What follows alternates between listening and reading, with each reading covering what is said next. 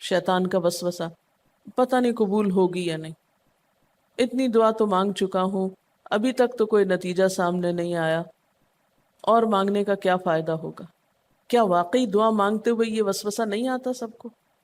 یا یہ مایوسی کی کیفیت نہیں آتی، میری تو نہیں سنی جا سکتی، معلوم نہیں وہ کون خوش قسمت ہیں جن کی دعائیں سنی جاتی، اس لیے چلو کسی اور سے کہہ دیتے ہیں وہ میرے لیے دعا کر دے، اپنے لیے خود کیا کرنا۔ تو شیطان ہمیشہ دعا مانگنے کے عمل میں رخنا ڈالتا ہے، خلل پیدا کرتا ہے، کیونکہ دعا ایک ایسا عمل ہے جو اللہ اور بندے کے درمیان ایک محبت کا تعلق پیدا کرتا ہے، ایک اپنائیت کا تعلق پیدا کرتا ہے، ایک تقرب کا تعلق پیدا کرتا ہے۔ جب انسان اپنے رب سے مانگتا ہے تو اس کا احسان مند ہوتا ہے، اس کے قریب آ جاتا ہے، اور مانگتا انسان کس سے ہے؟ جس پر مان ہوتا ہے، جس پر یہ یقین ہوتا ہے کہ وہ دے گا، جس پر اعتماد ہوتا ہے کہ وہ میرا بہت خیر خواہ ہے، میرا بھلا کرنے والا ہے۔ انسان ہر ایک سے نہیں مانگ سکتا، ہر ایک کے سامنے اپنی ضرورت نہیں رکھ سکتا۔ تو اگر دیکھا جائے تو ایک اللہ کی ذات ایسی ہے کہ جس سے یہ ساری توقعات پوری ہو سکتی، اللہ کے سوا کوئی نہیں کہ جو انسان کے ساتھ ایسا معاملہ کر سکے۔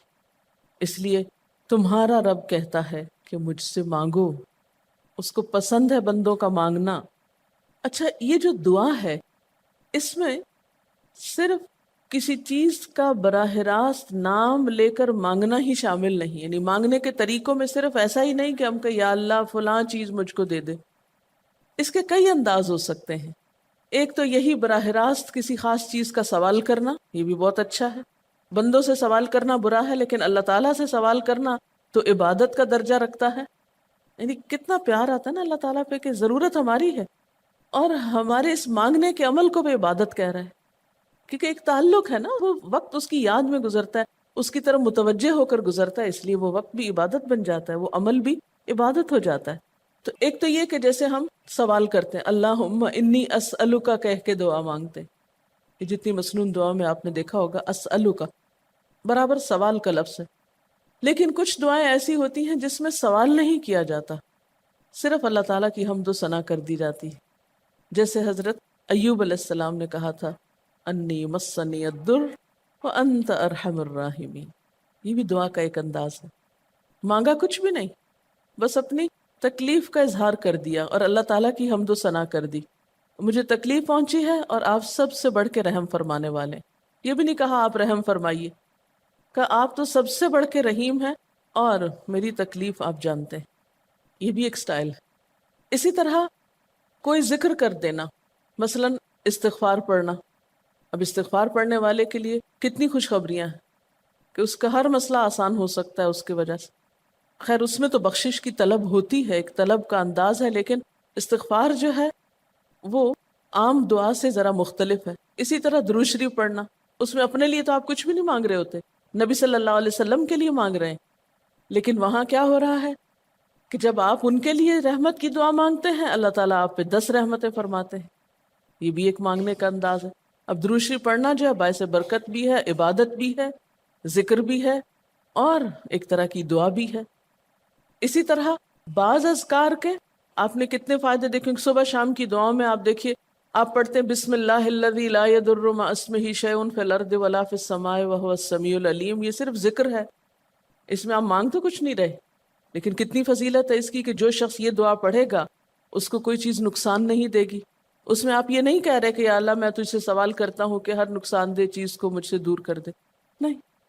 پھر اسی طرح اللہ تعالیٰ کی حمد و ثنا کے جو کلمات ہیں، مثلا لا الہ الا اللہ وحدہ لا شریک لہ لہ الملک ولہ الحمد وہو علی کل شیء قدیر۔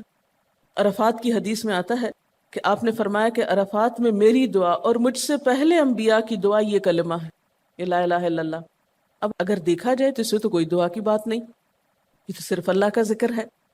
تو یہ بھی مانگنے کا ایک طریقہ ہے، ہم مانگے کچھ نہیں، بس صرف ذکر کرتے رہیں اس کا بیٹھ کے۔ اسی طرح آپ دیکھتے ہیں کہ طواف کے دوران آپ کیا پڑھتے تھے، سبحان اللہ والحمد للہ ولا الہ الا اللہ واللہ اکبر۔ اب یہ دعا تو نہیں، یہ تو ذکر ہے اللہ کا۔ تو اللہ تعالیٰ کا ذکر کرنا، اس کی کتاب کی تلاوت کرنا، اس کو پڑھنا، علم حاصل کرنا، یہ ایسے اعمال ہیں کہ جن میں مشغول ہو کر انسان کے لیے کائنات کی ہر چیز دعائیں کرنے لگتی، طالب علم کے لیے بہت سی مخلوق دعائیں کرتی. آپ مشغول ہو گئے کسی اور کام میں، خدمت خلق میں یا علم حاصل کرنے میں، اور اللہ تعالیٰ کی مخلوق شروع ہو گئی آپ کے لیے دعائیں کرنا. عرش والے فرشتے آپ کے لیے دعائیں کرنے لگتے ہیں اگر آپ ایمان لا کر اچھے کام شروع کر دیں. تو اللہ سے مانگنے کے مختلف انداز ہیں، ڈائریکٹ مانگنا بھی اور مختلف عبادات کرنا بھی. اسی طرح وَاسْتَعِینُوا بِالصَّبْرِ وَالصَّلَاةِ، مدد مانگو صبر اور نماز سے. ٹھیک ہے، نماز میں انسان بہت سی دعائیں پڑھتا ہے، لیکن اگر مشکل وقت میں انسان صبر کے ساتھ نفل پڑھ کے اللہ تعالیٰ کا ذکر کرے اور اس کو سمجھ نہ بھی آئے کہ کیا دعا مانگو، کیونکہ بعض پریشانیاں ایسی ہوتی کہ انسان منہ سے کچھ نکال بھی نہیں سکتا، تو یہ نماز بھی کافی ہو جائے گی. وَقَالَ رَبُّكُمُ ادْعُونِي، اور تمہارا رب کہتا ہے مجھے پکارو. اور پکارنے کے کئی انداز ہیں. دل ہی دل میں پکارنا بھی آتا ہے، چپ کے پکارنا بھی آتا ہے، اونچی آواز سے پکارنا بھی آتا ہے، اکیلے پکارنا بھی آتا ہے، سب کے ساتھ مل کے دعا کرنا بھی آتا ہے. کوئی دعا مانگ رہا ہو تو آمین کہنے سے بھی بات بن جاتی. مجھے یاد ہے کہ ایک دفعہ میں عمرے پر گئی اور طواف کے بعد جہاں میں نفل پڑھ رہی تھی، تو نفل کے بعد میں نے سوچا کہ میں اپنی دعا کرتی ہوں. اتنے میں ایک شخص عربی میں کوئی دعا مانگ رہا تھا. اتنی خوبصورت دعا تھی کہ میں نے ایسی دعا کسی سے نہیں کبھی سنی، اور میں نے صرف آمین کہنا شروع کر دیا. میں نے کہا یا اللہ، میری تو نہ زبان میں اتنی بلاغت و فصاحت ہے، نہ مجھے اتنی باتیں آتی ہیں، مجھے تو مانگنا بھی نہیں آتا، تو بس جو کچھ یہ مانگ رہا مجھے بھی یہی دے دے. میں نے صرف آمین آمین آمین کہنا شروع کر دیا. یہ کتنا بڑا اس کا احسان ہے کہ ہم آمین کہہ کے بھی شامل ہو جاتے ہیں دوسروں کی دعاؤں میں. تو اسی لیے دعا کو عبادت کا نچوڑ کہا گیا، کریم، خلاصہ، ساری عبادت کا اوپر کا حصہ. اور ویسے بھی اگر دیکھا جائے تو ہر نماز میں بہت سی دعائیں ہیں. ہر موقع کی اللہ کے رسول صلی اللہ علیہ وسلم نے مختلف طرح کی ہمیں دعائیں سکھائی ہیں. سویرے جو آنکھ کھلتی ہے، سویرے کے اگر آدھی رات کو بھی کھلتی ہے، اس کی بھی دعا ہے. اس وقت سے لے کر کوئی کام ایسا نہیں دین کا یا دنیا کا، اچھا یا برا، جس کے لیے کوئی نہ کوئی دعا نہ موجود ہو. یعنی اتنا خوبصورت عمل ہے دعا مانگنا کہ جس کے لیے کسی خاص چیز کی قید بھی نہیں کہ کہیں بند کے بیٹھو تو ہی مانگو، کہیں پہنچو تو مانگو. نہیں، کہیں بھی مانگو، دن کو مانگو یا رات کو مانگو، کھڑے ہو کے مانگو یا بیٹھ کے مانگو، چلتے پھرتے مانگو یا چپ کے مانگو، منہ سے بولو بھی نہیں اور دل ہی دل میں مانگو تو بھی وہ سن لیتا ہے. کسی بھی طرح مانگ سکتے ہو، کہیں بھی کچھ بھی مانگ سکتے ہو. اس لیے وقال ربکم ادعونی استجب لکم، تمہارا رب کہتا ہے مجھ سے مانگو، میں تمہاری دعا قبول کروں گا. اور آپ کو پتہ ہے کہ ربکم یہ صرف مسلمانوں کا رب نہیں، رب تو ساری مخلوق کا ہے. کافر کا رب بھی وہی ہے، خواہ وہ مانے یا نہ مانے. اس لیے قبولیت دعا کے لیے مسلمان ہونا بھی شرط نہیں. اگر کوئی کافر بھی اللہ کو پکارتا ہے، اپنے رب کو پکارتا ہے، تو وہ اس کی بھی سنتا ہے. اور خصوصاً اگر وہ مظلوم ہو، کسی نے اس پہ ظلم کیا ہو، تو وہ فریاد فوراً اوپر پہنچتی ہے، خواہ وہ مسلمان نہ بھی ہو. اس لیے یہ جو دعائیں ہیں یہ آپ سب کو بتا سکتے ہیں، مسلم نان مسلم سب کو سکھا سکتے ہیں، تاکہ وہ اپنے رب کو پکارے اور رب ان کو ہدایت دے. اور پھر آپ دیکھیں گے کہ دعا کے ذریعے جو اللہ تعالیٰ پر اعتماد بیٹھتا ہے، اور اگر وہ خصوصاً یہ کہ جلدی قبول ہو جائے، تو اس وقت جو ایک خصوصی شکر کی کیفیت آتی ہے. لیکن یہ کہ مایوس نہیں ہونا. بات میں یہ کر رہی تھی کہ اس کے لیے کوئی شرط نہیں کہ کوئی شخص بہت نیک مسلمان ہو یا بہت اچھا مسلمان ہو، وہ تو گناہ گاروں کی بھی سنتا ہے. اس لیے بعض اوقات لوگ جب مایوس ہونے لگتے ہیں نا کہ ہم تو بہت گناہ گار ہیں، ہماری نہیں سنی جائے گی، تو انہیں مایوس نہیں ہونا چاہیے. مایوس ہو کے کہاں جائیں گے سننے؟ کس سے مانگنے جائیں گے؟ ان کو بھی پکارنا چاہیے، خواہ کوئی کیسے بھی گناہ میں ڈوبا ہوا، کیسی بھی حالت میں ہو، اور اس کے لیے بھی مانگنا چاہیے. حتیٰ کہ کافر جب تک زندہ ہے، اس کی صحت کے لیے، اس کی ہدایت کے لیے، اس کی خیرخواہی بھلائی کے لیے بھی آپ خوب دعائیں مانگ سکتے ہیں. آپ صلی اللہ علیہ وسلم ابو جہل کے لیے بھی دعا کرتے تھے، یا حضرت عمر کے لیے کہتے تھے کہ ان دونوں میں سے کسی ایک کو تو ضروری ہدایت دے. تو دعا ہر حال میں فائدہ دیتی ہے. ان مصیبتوں میں بھی فائدہ دیتی ہے جو اتر چکی ہیں، ان میں بھی دیتی ہے جو نہیں اتری. دعا تو ابلیس کی بھی قبول ہوئی تھی. اس نے قیامت تک زندگی کی دعا مانگی تھی، اس کی بھی قبول کر لی گئی. اس نے کہا تھا قال انظرنی الی یوم یبعثون، قیامت تک کے لیے مجھے مہلت دے کہ میں انسانوں کو بھٹکا سکوں. تو اللہ تعالیٰ نے کہا جاؤ، تمہیں مہلت دی گئی. اس لیے یہ خیال تو اپنے دل سے سب نکال دیں کہ ہماری دعا نہیں قبول ہوتی. سب کی ہو سکتی، شرط یہ ہے کہ آپ واقعی دعا مانگ رہے ہوں. ہاں، جو غافل دل سے مانگے اس کی نہیں قبول ہوتی، کیونکہ وہ مانگ نہیں رہا، وہ تو بس صرف ایک فرض پورا کر رہا ہے. وہ بظاہر دیکھنے میں مانگنے کا عمل نظر آ رہا ہے لیکن حقیقت میں مانگ نہیں رہا. تو حدیث میں آتا ہے کہ اللہ تعالیٰ غافل دل کی دعا نہیں قبول کرتا. بس کچھ ادب یہ ضرور سکھائے گئے کہ انسان قطع رحمی کی دعا نہ کرے، گناہ کی دعا نہ کرے، غلط کاموں کی دعا نہ کرے، اور پھر ساتھ یہ کہ دعا کرنے کے بعد مایوس نہ ہو، دعا میں جلد بازی نہ کرے، کیونکہ اللہ تعالیٰ نے قبولیت دعا کا وعدہ کر رکھا ہے. استجب لکم، میں قبول کروں گا تمہاری دعائیں. ہاں، یہ ضرور ہے کہ قبولیت کی شکلیں مختلف ہوتی ہیں. بعض اوقات تو انسان کو بالکل وہی مل جاتا ہے جو وہ چاہتا ہے، بعض اوقات وہ نہیں ملتا جو وہ چاہتا ہے، بلکہ وہ دے دیا جاتا ہے جو اس کو زیادہ ضرورت ہوتا ہے.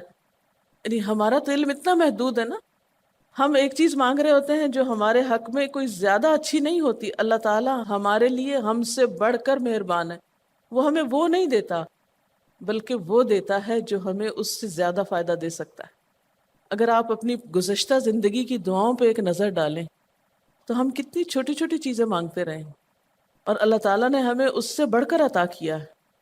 ہم سب کو جو اللہ تعالیٰ نے دین کی سمجھ دی یا دین کو سیکھنے کا شوق دیا، ضروری نہیں کہ ہم سب نے یہ مانگا ہی ہو کہ اللہ تو ہمیں موقع دینا اپنے دین کو سیکھنے کے لیے، سکھانے کے لیے.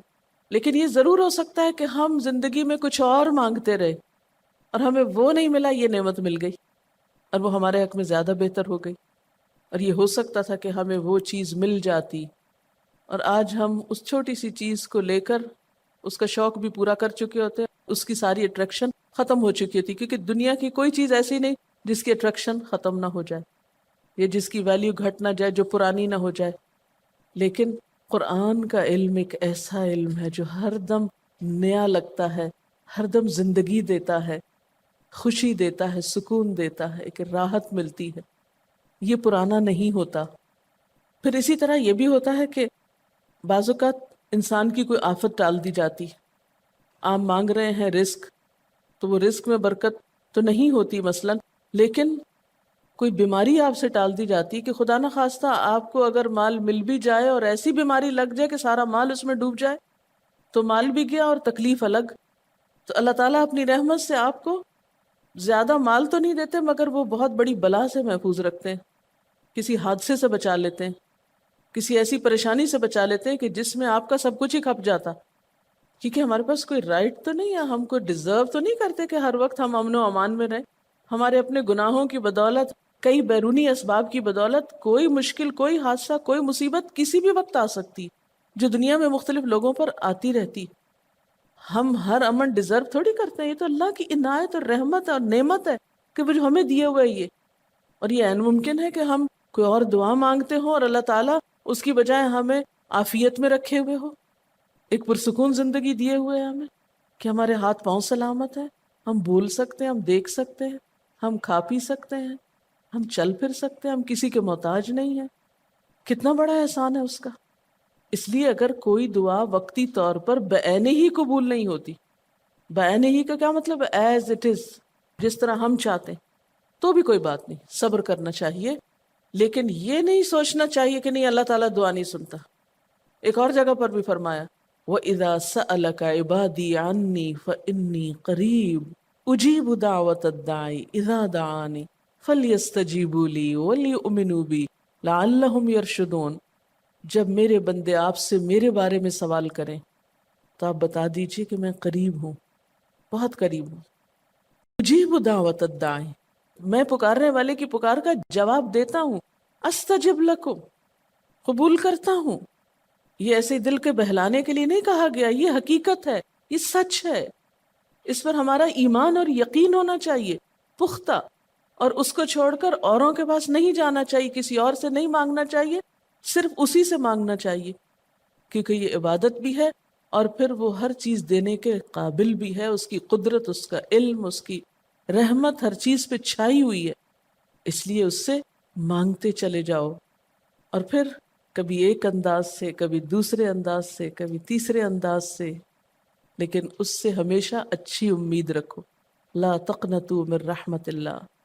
لیکن اس کے ساتھ ساتھ ہمیں کچھ فارمل آداب بھی سکھائے گئے ہیں، ایٹ ٹائمز ان کا بھی لحاظ رکھنا چاہیے، یعنی ہر وقت دعا مانگنے کے لیے فارمل انداز اختیار کرنے کی ضرورت نہیں ہے۔ مثلا صبح شام کے اذکار ہیں، چلتے پھرتے آپ پڑھ سکتے ہیں، اب مثلا باتھ روم میں داخل ہونے کی دعا ہے تو اب آپ پہلے سے تسبیح اور درود شریف تو نہیں اس کے پڑھیں گے، یا نکل کے وہ ساری فارمیلٹیز تو نہیں پوری کریں گے جو دعا کے اول آخر کی جاتی ہیں عموماً جب فارمل دعا مانگی جاتی۔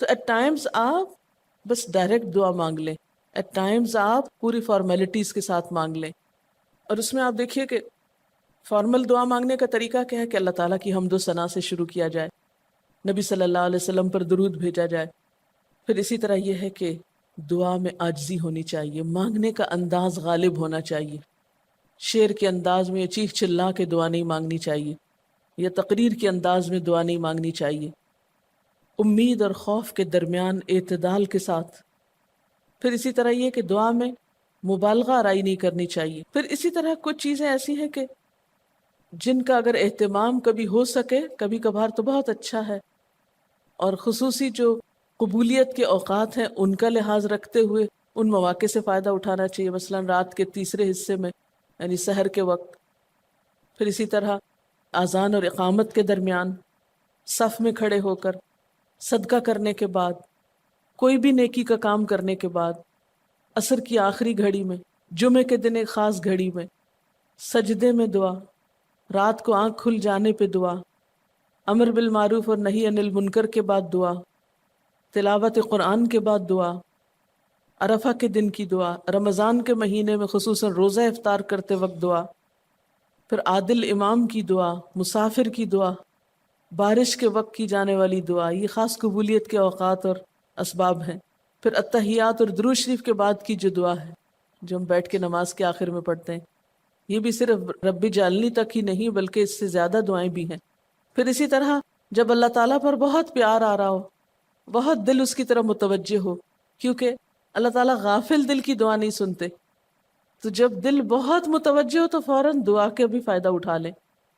اسی طرح اضطراری کیفیت میں، بہت بے چینی کے وقت، جب کچھ سمجھ میں نہ آ رہا ہو، بیماری کے وقت، پھر اسی طرح سفر کے وقت، پھر اولاد کی دعا ماں باپ کے لیے، ماں باپ کی دعا اولاد کے لیے، استاد کی دعا شاگردوں کے لیے، شاگردوں کی دعا استاد کے لیے، اور جب دعا مانگے تو انداز کیا ربنا اغفر لی ولوالدی وللمؤمنین، اپنی ذات سے شروع کر کے والدین یا قریبی لوگوں کے بعد پھر سب کے لیے عام دعا، پھر اسی طرح وضو کے بعد کی دعا، کعبہ کو دیکھتے وقت جب پہلی نظر سے دیکھیں، پھر حتیم کے اندر، پھر سعی اور طواف کرتے وقت دعائیں پڑھنا، پھر مزدلفہ میں۔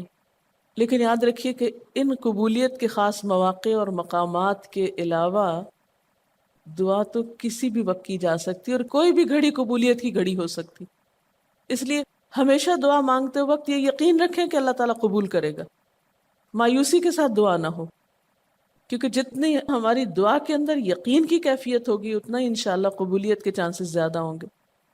یعنی عزم کے ساتھ دعا مانگنی چاہیے، یہ نہیں کہنا چاہیے یا اللہ تو چاہے تو قبول کر، نہیں چاہتا تو نہ کر، یہ نہیں کہنا چاہیے کبھی بھی، نہیں یا اللہ تو کر سکتا ہے تو قبول فرما۔ پھر اسی طرح آپ دیکھیں کہ مظلوم کی بد دعا جو ہے وہ بہت تیزی سے قبول ہوتی، کہتے ہیں نا مظلوم کی بد دعا سے بچو کیونکہ وہ کہاں جا پہنچتی ہے؟ ساتویں آسمان تک۔ اور پھر آپ دیکھیے کہ نبی صلی اللہ علیہ وسلم نے فرمایا لا يرد القضاء الا الدعاء، قضا کو کوئی چیز نہیں ٹال سکتی مگر دعا، یعنی تقدیر بھی بدل دیتی۔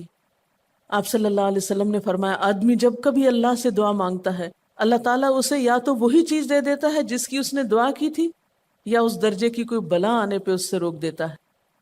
آپ صلی اللہ علیہ وسلم نے فرمایا بندے کی دعا قبول کی جاتی ہے بشرطے کہ وہ کسی گناہ کی یا قطع رحمی کی دعا نہ کرے اور جلد بازی سے کام نہ لے۔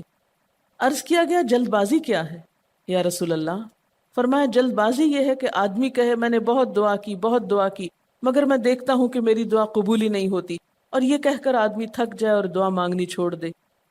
نہیں، دعا سے کبھی نہ تھکے، اس لیے کہ اللہ کی نگاہ میں دعا سے بڑھ کر کوئی چیز باوقت نہیں۔